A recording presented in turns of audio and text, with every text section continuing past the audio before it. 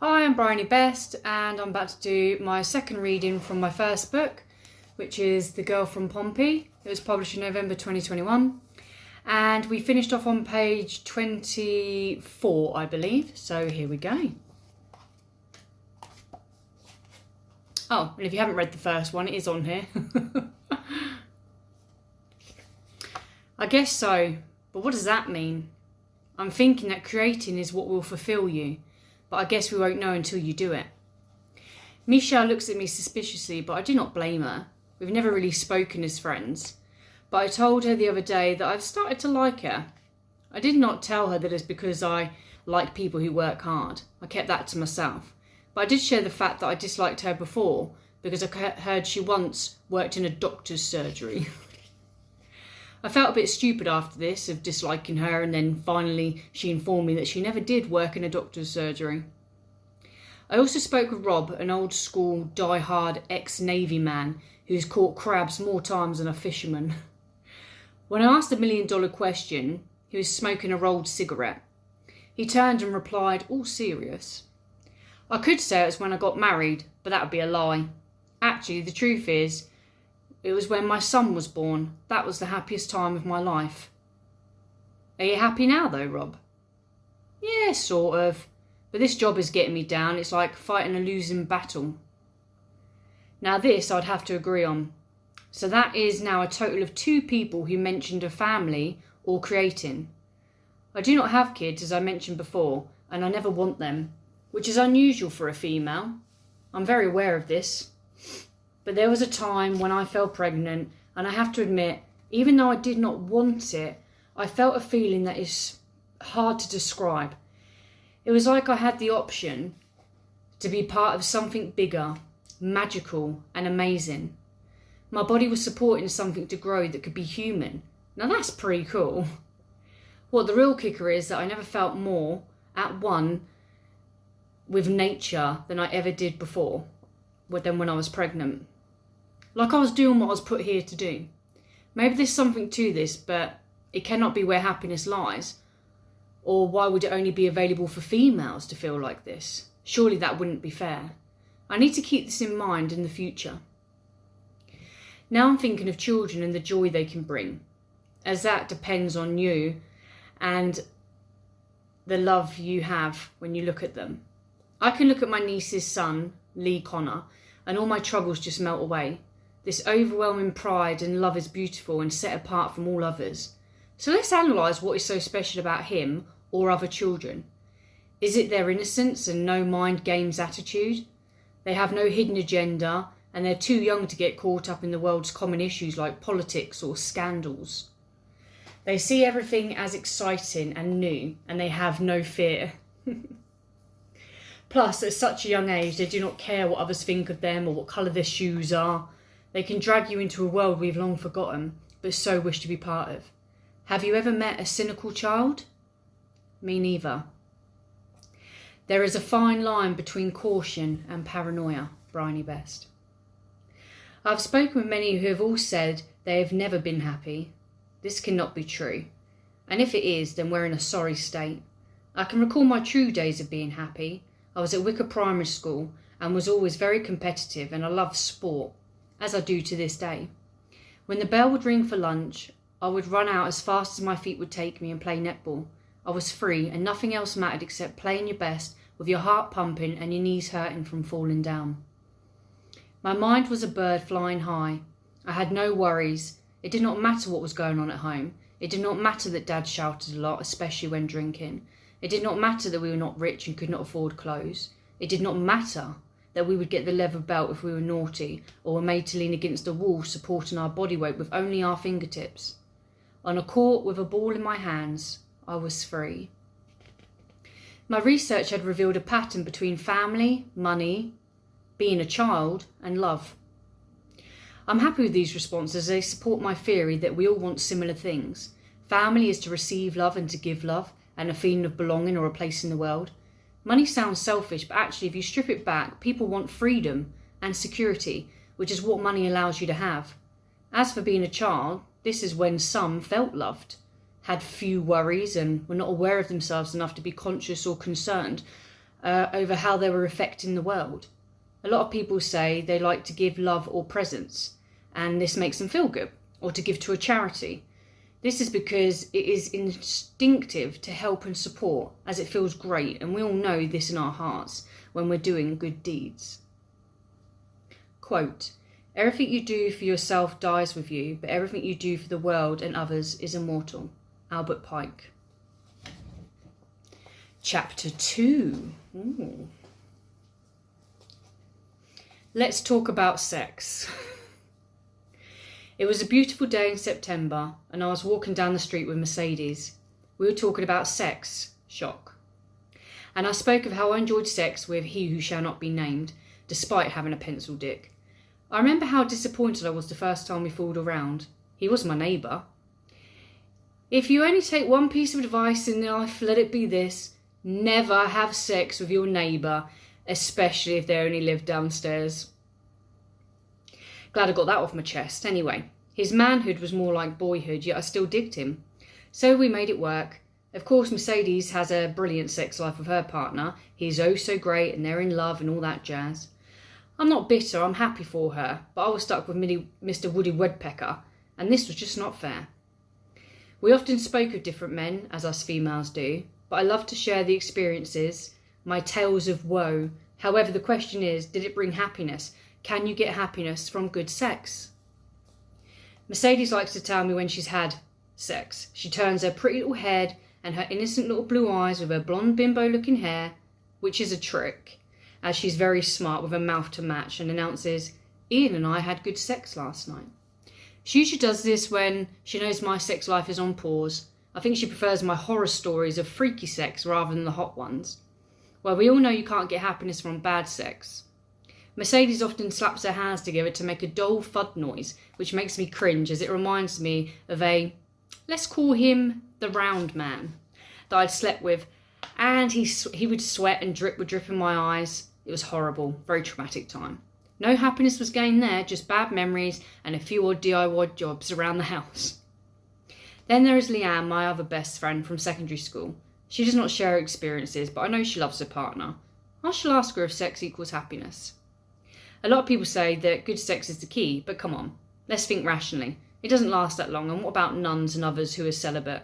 They speak of a carefree life that has fewer complications, or are they just lying through their sex-starved teeth? Well, luckily I'm a weirdo who likes to test theories and push ideas about. In fact, to the point where I only ate 3 different foods for a month, and periodically refused to speak to certain friends and family members just to see how it would affect my life. I become obsessed with how I could affect my own future and quality of life. Do not judge me, but I'm going to let you into a time of my life when, let's just say, I made Gary Glitter look like the nice one, as I stooped to doing some pretty evil deeds, but then again, it was all a test. I'd not been drinking for about a year, so I guess it was 2006, and I was getting into my I'm so great stage as I don't do drugs. I looked down on the fools not strong enough to walk my path, like a reformed smoker who screws their face up at you.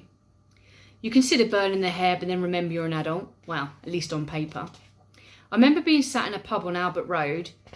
So the year was 2006. It was hot and sweaty. What time was it? Oh, it was only 9 p.m.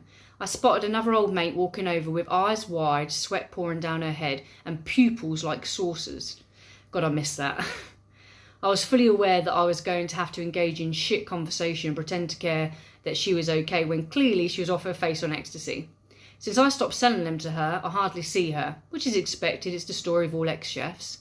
The music was loud and I was looking around at everyone. All my old mates, and they all looked trashed. I wondered if I ever looked that bad. "All right, mate, how you doing, chick?" She asked me the question, but she'll probably not even remember talking to me, so I decided to test her out. "Mate, I'm okay, just a bit pissed off really with all the shit that's going on. Is that yours on the floor?" She's looking round and down as I point to the floor. Of course there's nothing there. I'm laughing inside at what a twat she was as she's bent down and she wiped the floor with her hand. She started chewing her gums faster. I could see her brain was going into overdrive. If I kept pushing, I might just freak her out. She stood up straight, all confused, running her hand through her hair, as if hoping to settle her buzz as her eyes started to dart about. "Wait, why did you throw my pound on the floor, mate? What the hell is up with you? That's not cool. You're a dick." Without awaiting her response, I walked off. She was quiet, probably wondering what the hell just happened. I knew I was being horrible, winding her up, but I couldn't help it. I was bitter. How come they still got to do it when I just get tablets for the heart? This was not fair. There was just a little deed, but I once remember starting rumours that were pretty serious when working in the call centre to see how fast it would travel around everyone's lips before it returned to me. I'd be bored and start a rumour or make a comment and watch as many others started arguing. I'd sit laughing at their stupidity and how easily manipulated they were. On a more serious note, and back to my test and theories, I noticed that people around me pretty much wanted my approval, or they wanted to sleep with me, and this I could work with. I called it planting a seed. I still do it to this day, but in a more positive light. I'd give an opinion and let the victim in question think they're in control and discovering ideas, but the truth is, I was behind many of them. I told one person their wife was making good friends with so-and-so, and then the following week I commented on how all cheating women lose weight, knowing damn well his partner just dropped a few Mars bars off the waist.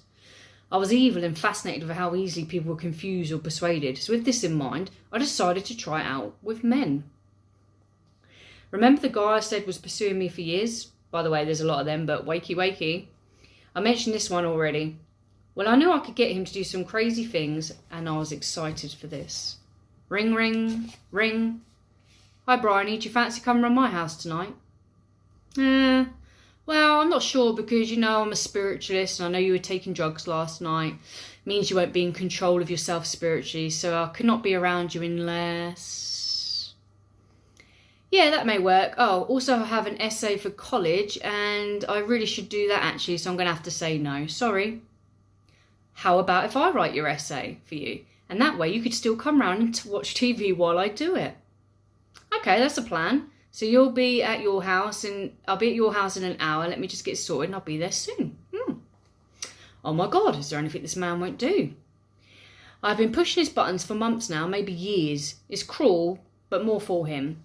He's such a sucker. I tell him the games I play with men, and then he feels that this makes him excluded from them, and then I watch him play with him like a toy.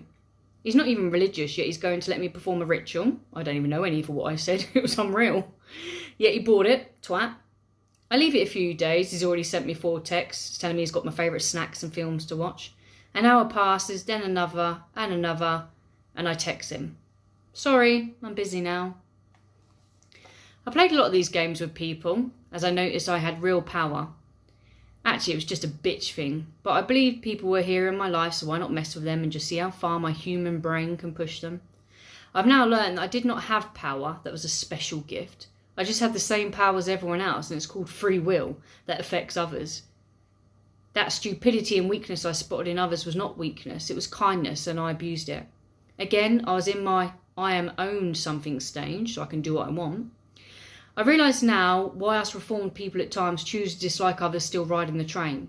It's a reminder of what we once were or could be, and it's like looking into a mirror and your soul staring back at you, but you look away in disgust as it forms in your mind. Quote, do not hate her because she is you or because it is you. Bryony Best. One thing that will really rattle your goat is to ignore what people are saying to you and only concentrate on their intentions. Ask yourself, why are they telling me this? Or what do they actually want from me? You'll find that it ruins all of your conversations, but it also helps you to speak to others on a different level. Once you look for intention and not words, you'll find people are so easy to read and all their motives just come flooding out like a wave of secrets and lies. I think about sex a lot, nearly every 2 minutes a day. I check out every guy I see, I imagine what everyone looks like naked, and that includes females. I have memory sex, which is great, but it's not really suitable for family events or the workplace. Although it is fun when walking to the shop and they wonder what that massive smile is on your face. To really get you in unsuitable times is just to set you up for failure. It's natural to check people out. We do it naturally because for years it was bred into us as an instinct to see if others were a threat to us. We must make a snap decision about them. Some call it rude or ignorant, but are we not just being careful? It's fair to say that I have many experiences with men, big men, little ones, ugly ones, hot ones, freaky ones that think they're living in the Matrix, ones that have more issues than the whole of the world and then some. But what this has taught me, except that condoms matter, at times. I have also been a whore.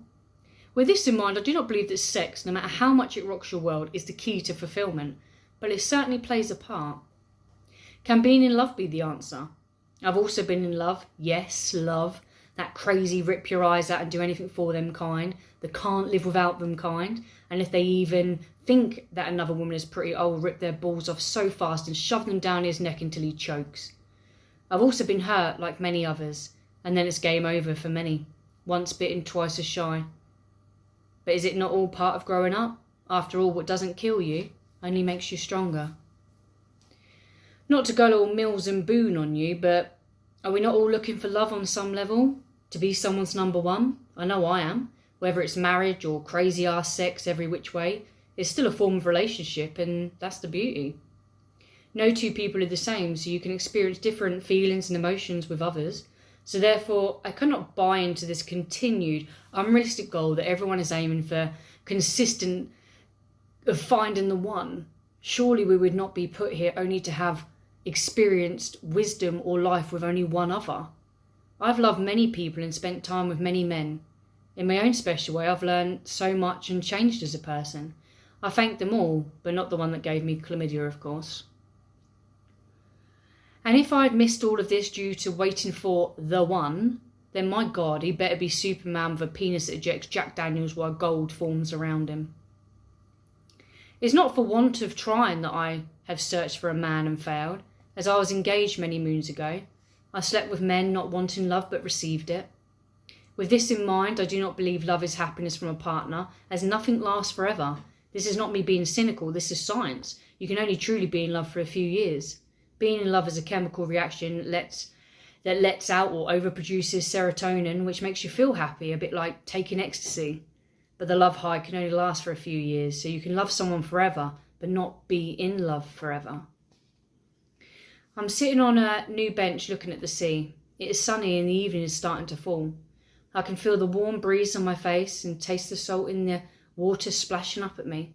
It's truly beautiful, and I've never felt so insignificant. I look to my friend and he's wearing shorts that are too tight. The fat git has lost weight, but clearly still does not know how to buy his actual size. I noticed a grey in his hair, and I'm reminded of when we were younger and more carefree. He has children now, and even though he'd never admit it, he loves them.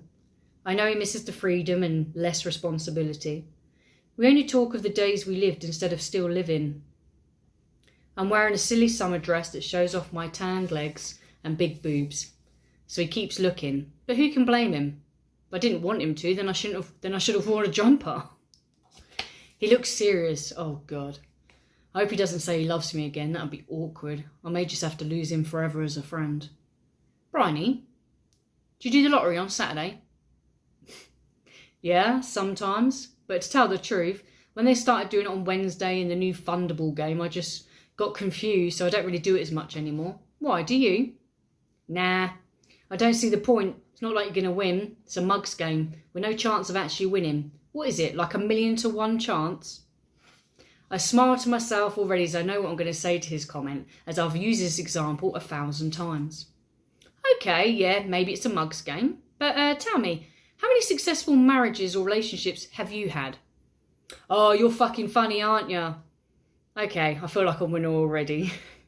Well, you've never had a successful relationship, and you cannot name one person who has had one that is pure, and by pure I mean no cheating, no violence, and yet you still look to try and find the one. At least I can Google and name some actual lottery winners. Now who's the mug? He looks at me like he wants to kill me, but then again, who wants to be reminded of 2 divorces and 4 children to 3 women? He said I annoy him as I always argue a point that is the complete opposite to others' views. But there's always merit to what I say. I think I look at the world from a new perspective, but how refreshing, I say. How boring would life be if we all felt and thought the same, or looked the same? All the people in my life who are close friends are all very special, and I don't mean they wear helmets and colour with crayons, but are unique and not scared to be or act how they like. I'm intrigued by all of them, and the day they stop intriguing me is the day our friendship ends. It sounds harsh, but everyone in your life should be giving you something. And no, I don't mean biscuits or gin on a Monday, although that would be welcome. I mean a positive effect on you and your life. As soon as a relationship, whether with friends, partner or family, starts to go bad or have a negative effect, I just start to cancel them out or make a distance between us. The reason is I'm an adult and I'm in control of my life. Quote, if you surround yourself with golden gems, will you eventually learn to shine? Bryony Best. What has love got to do with it? What has love got to do with my big question about happiness? Well, love is everything. And if you're thinking I'm against love, then you have sadly been misled. I do not believe in the one or a soulmate for life, but I do believe in love. We all need it and want it, and anyone who says they don't are a Jim Carrey liar. People also receive love from their family and friends, as love does not always mean a partner, and for all of you naive young people out there, sex isn't love either. Here is the kicker about love. We all seek it without knowing why. Where is it written in some great book or stone, without a shadow of a doubt, saying that we should grow up, find a job, find a partner, have kids, or find love? Nowhere. But we all feel the need to do it. Our biggest hang-up in life is our appearance, all aimed at attracting another partner or to save face when walking the streets or going to the shop.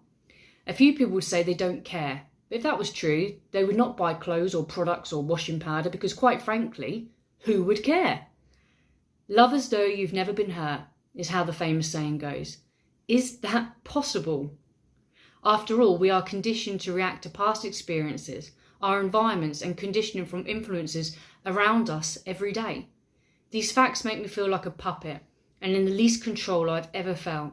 I have choices in life, but sometimes I'm not the one in control of what options I have. Oh, this is deep, like ocean deep. Plus, who has never said you can't choose who you love? Quote, love may be understood a part of the survival instinct, a function to keep human beings together against menaces and to facilitate the continuation of the species. Unknown author. I'm going to leave that there, so that's page 38. And when I come back, we'll do chapter 2 and part 2.